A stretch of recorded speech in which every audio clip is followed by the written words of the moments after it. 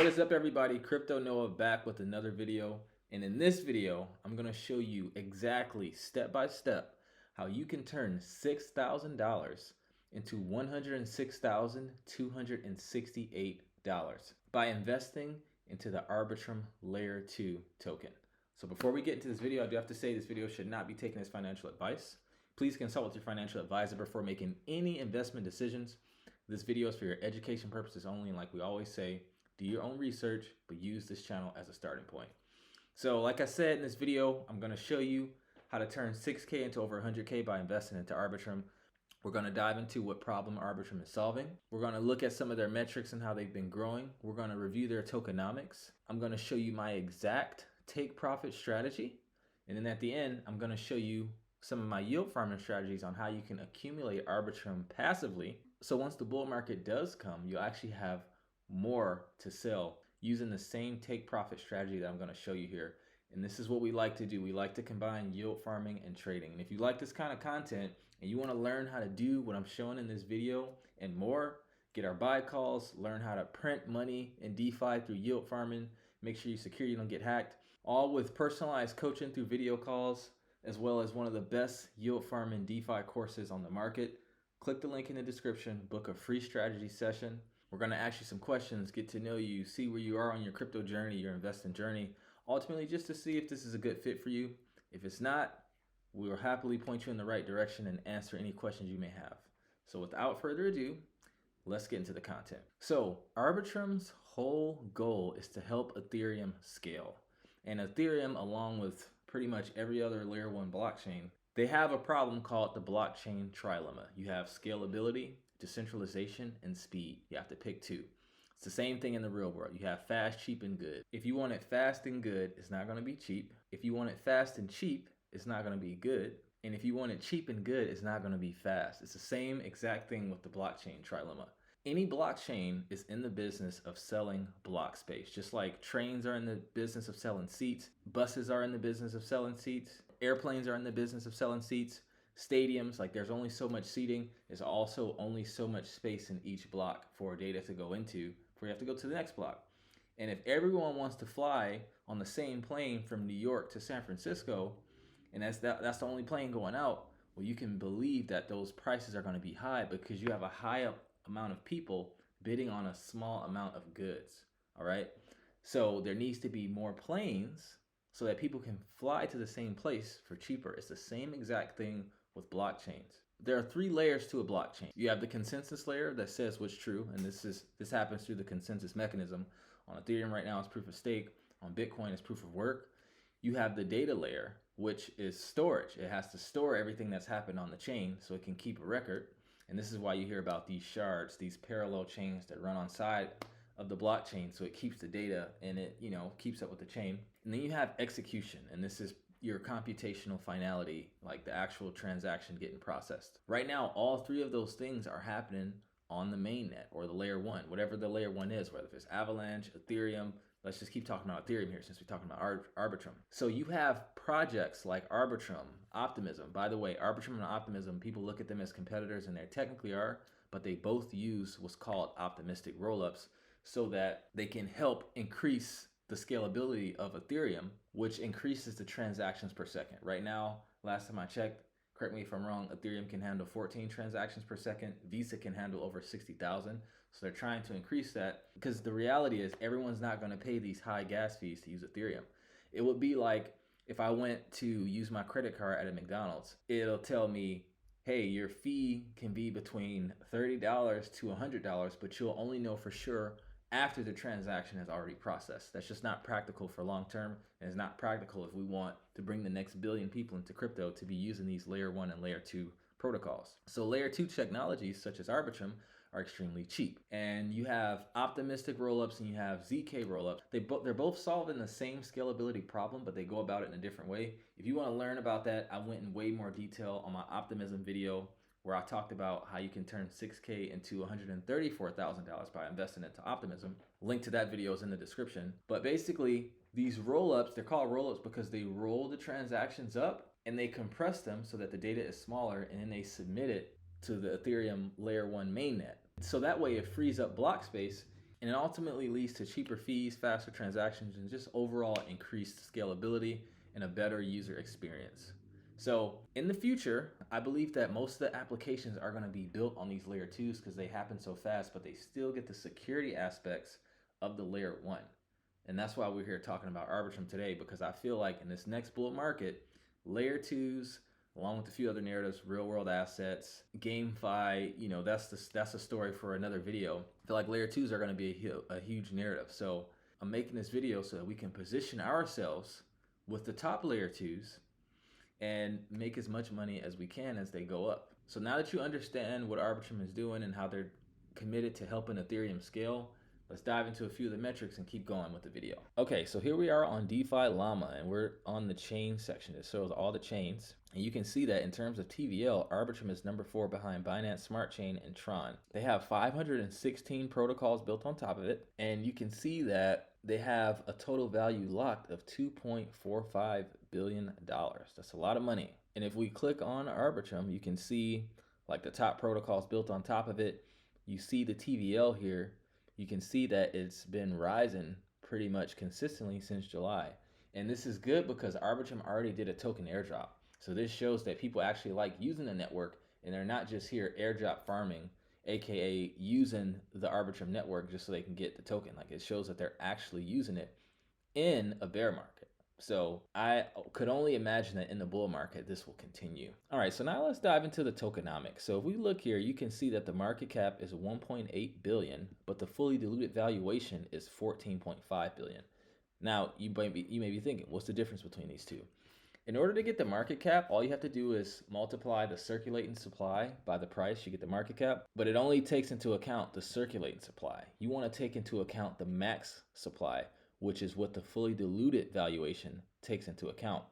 So you can see there's a large disparity, and that means that only about 20% or so, this is ballpark math, 20% or so is released. So we need to figure out when these other tokens are coming onto the market, because that's going to factor in when we're going to sell, when we're going to buy. Because if a lot of investors are about to sell tokens, you got to keep in mind, they raise VC capital. These VCs have been in for a while. Once their cliffs are up and they can finally sell, their vesting's up, they're in profit. So they're going to take some money off the table because they have a fiduciary responsibility to generate returns for their LPs, aka limited partners. So right here, it shows the allocation. You have 42% go to the DAO treasury, which is a lot. And I believe they're using these to reward different projects on Arbitrum, which I think is actually really creative, because it allows the protocols to be more creative in how they can benefit their users. 26.9% went to the team and future team and advisors. Investors got 17.5%. DAOs in the ecosystem got 1%. Individual wallets got 11.6%. I'm not sure exactly what individual wallets are, but it is what it is. But this doesn't go into detail enough. So we need to see when these tokens are going to be unlocked. So I like to use token.unlocks.app here, and it gives you all the data on the Arbitrum token. It shows how inflationary it is. It's no deflation. Shows the linear unlock. So it shows upcoming events, and it looks like, I don't know if I'm reading this correctly, but it looks like it's saying that 52% of the circulating supply, there's going to be a cliff unlock for investors and for the team. And if we scroll down here, you can see all the data. So it looks like when it comes to, what's this, March 16th, it's going to be a lot of Arbitrum tokens that's going to be unlocked, that you can, as you can see here. And then after that, it just becomes more gradual. All right. So if you're investing into Arbitrum, you might want to mark your calendars for like the beginning of March.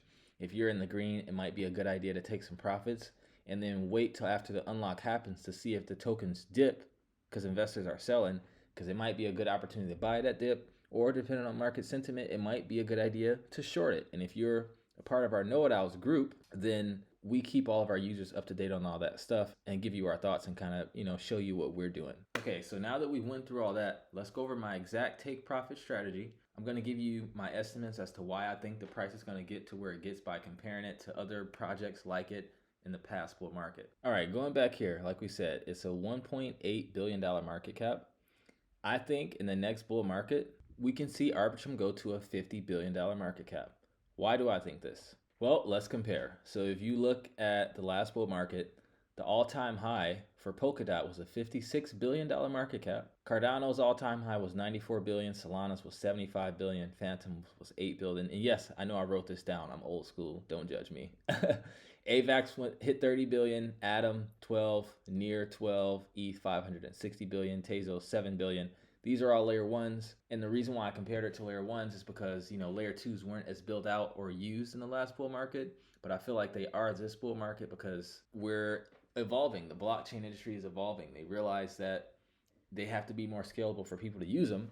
And that's why these layer twos are being built. So like I said, I think there are going to be more projects being built on the layer two, but submitting that data to the layer one so they can still have the security. So the layer twos are almost going to be like the layer ones. So you had Matic hit 19 billion, Scale 1 billion, Loop Ring 4 billion, Immutable 1.7, Mantle 1.7, Midas 673 million. So why do I think Arbitrum can hit 50 billion, right? Polkadot hit 56, Cardano hit 94. The reason why is because I think that this is going to be the bull market where we see institutions get in.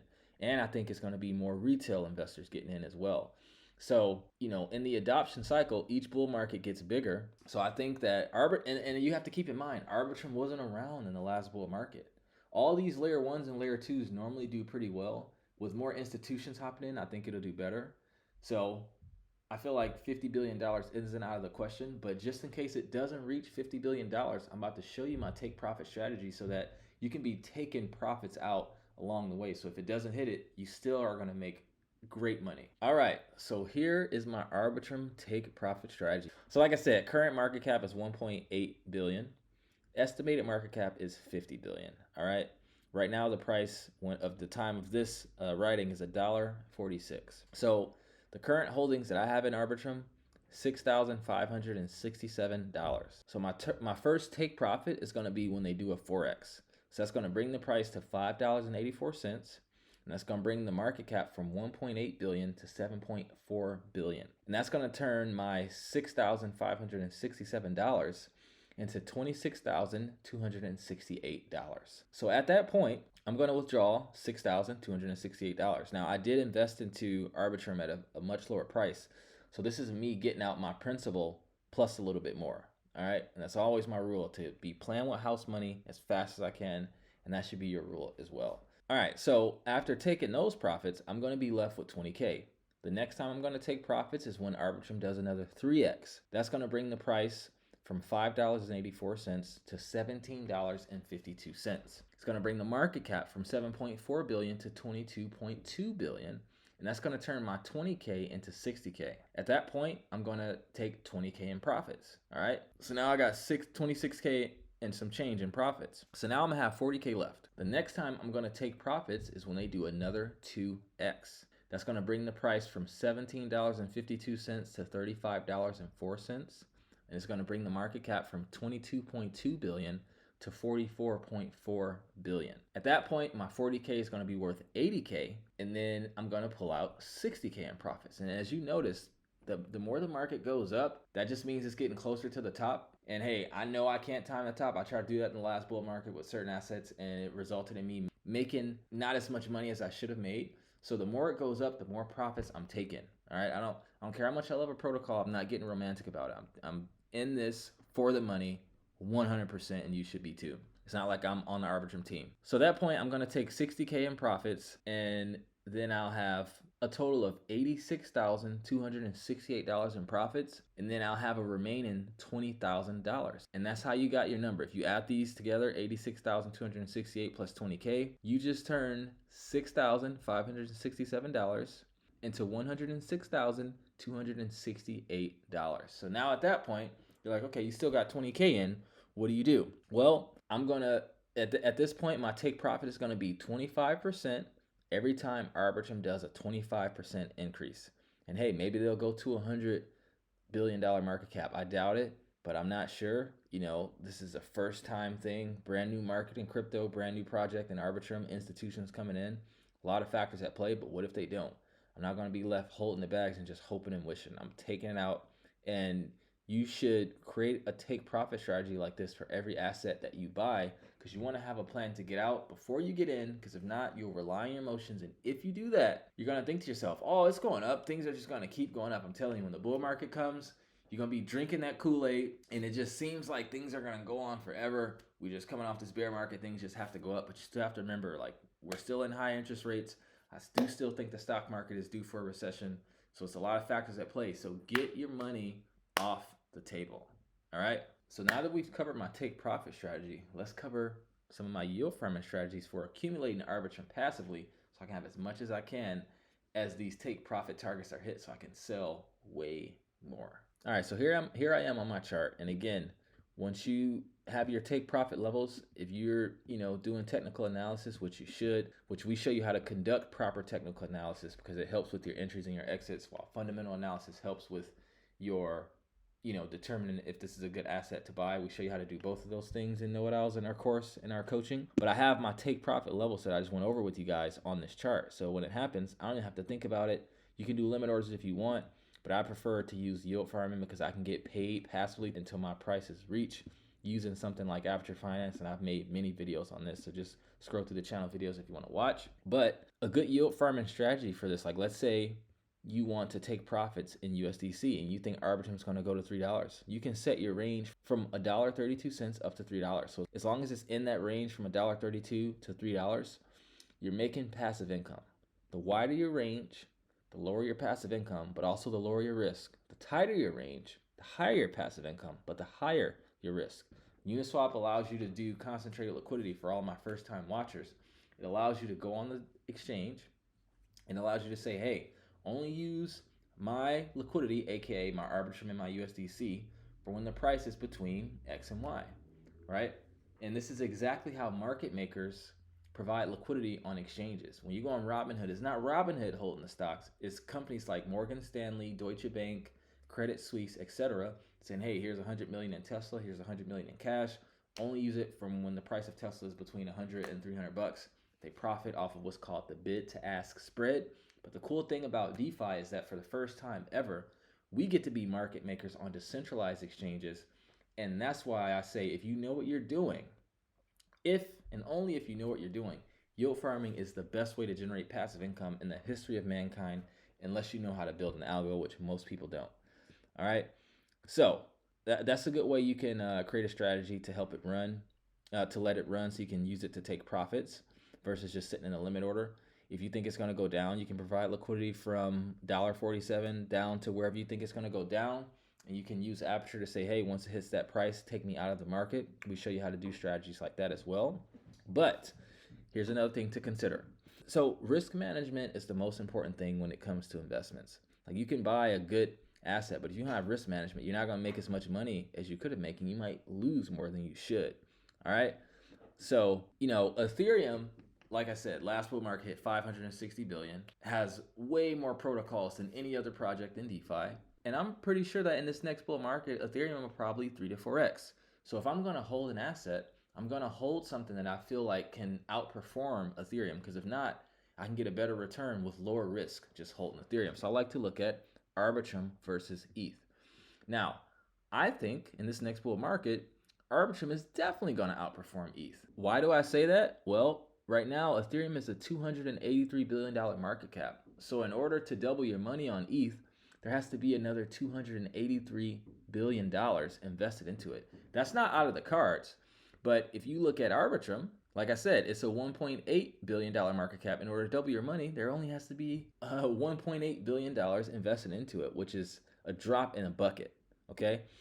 So when you're doing a pair like Arbitrum ETH, I like to do volatile pairs. They're called vol pairs because they're both volatile assets versus ETH USDC, which is a volatile asset and a stable coin. Both of these assets are going to run. So your impermanent loss is going to be more minimal. Now, it's not a good or a bad thing, because impermanent loss can be your friend depending on how you use it. And we show you how to think about impermanent loss intelligently and use it to your benefit in our course, in our coaching community. But this is a pair to where this chart's going to go up, but ETH is going to rise with Arbitrum. So it's not a bad idea to set up different liquidity tranches so that you can be taking profits in ETH. So you can take some of your bag, just use it for standard limit orders, or you can take some of your bag, provide liquidity for Arbitrum and ETH. Now you're getting paid in Arbitrum and ETH. So like, let's say I want to provide liquidity. Like I said, I think Arbitrum, I think the whole market's going to fall. I think it's going to be one more leg down going into the new year. And I think Arbitrum is going to drop more than Ethereum. So I'm providing liquidity between these two boxes because this will allow me to get paid passive income to buy the dip via Arbitrum. Because the more it goes down, the more the smart contract's going to buy Arbitrum. And if I get to this line and I'm out of range to the downside, I'm going to be in 100% Arbitrum, right? And I just got paid to do that. So let's see how much I could have made if I was in that position for the past 30 days. So you go to Builder Metrics or DeFi Labs or something like that. You type in these numbers here, these green numbers here on the side. And had you been doing that for the past 30 days with a $1,000 deposit, you could have been making 95.43% APR, aka $78 a month off a $1,000 deposit, right? Now, past performance doesn't indicate, future performance. But a good thing about yield farming is that it's not all about what happened in the past. Sometimes you want to get ahead of the volume. And that's why I'm providing liquidity to this downside, because I'm anticipating a drop, all right? And that's why technical analysis and fundamental analysis is important, because you need to be able to put all these things together. And hey, let's say 95% isn't enough for you. Like, let's say you want to do it. Let's say you want to turbocharge it. Well, hey, guess what? They even have like a little plug-in here. But I just made a video on yldr protocol, and it allows you to collateralize your Uniswap V3 positions. Your Uniswap V3 position is an NFT. So you can go on this platform, deposit your NFT, and you can increase your fees 5x.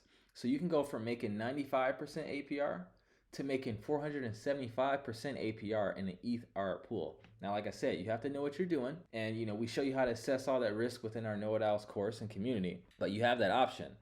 And you can also deposit your ETH ARB NFT and you can borrow assets against it. So you can deposit the NFT here, and if you wanted to borrow some ETH because you think ETH is going to go up, you can do that. This is a compound fork, so you can supply just regular assets as well. Like I said, I did a whole video on this. Feel free to check that out if you're interested. So with that, I like to conclude this video. If you got value, I ask that you consider subscribing. It really helps to support the channel. Drop a comment, drop a like. Let me know if I missed something. Let me know which layer 2 or project you want me to cover next. What take profit strategy you want me to do next. Let me know if you need help with your take profit strategy. Are you confused? Do you need help to determine where you think an asset's going to go? Here at Know It Alls, we're really passionate about helping people create wealth in crypto and just be able to use these platforms, because I believe that this is the future. All right, we're in the dial-up stages of the blockchain, and we're going to look back on these times, and I think it's going to be pretty cool. So with that, I thank you guys so much for tuning in. I love every single one of you watching, and I will see you in the next video. Take care.